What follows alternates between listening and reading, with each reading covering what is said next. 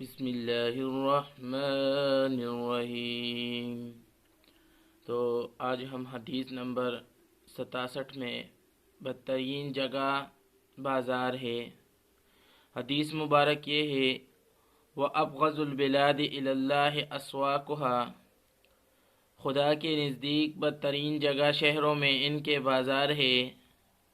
وَأَبْغَضُ الْبِلَادِ إِلَى اللَّهِ أَسْوَاقُهَا، خدا کے نزدیک بدترین جگہ شہروں میں ان کے بازار ہے۔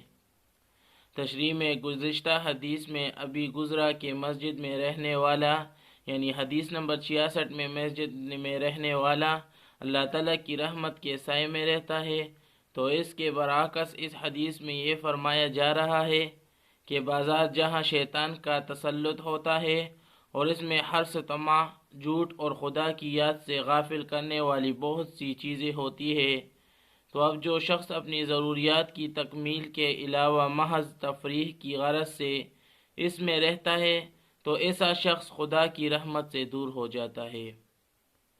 اس میں سوال جواب آئے ہیں اس حدیث میں۔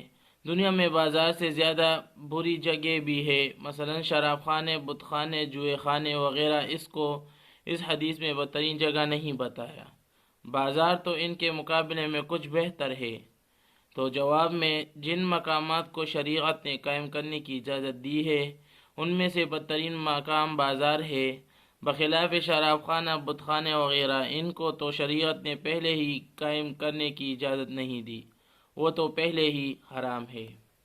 تو بھائی دوستو، اگر آپ نے ہمارے خدمت حدیث چینل کو سبسکرائب نہیں کیا ہے تو سبسکرائب کا بٹن دبا لے اور بیل آئیکن کو آل پہ کر دے تاکہ ہماری ہر ایک ویڈیو آپ تک سب سے پہلے پہنچ سکے۔ تو اللہ تعالی ہمیں اور آپ کو اس حدیث پر عمل کرنے کی توفیق عطا فرمائے۔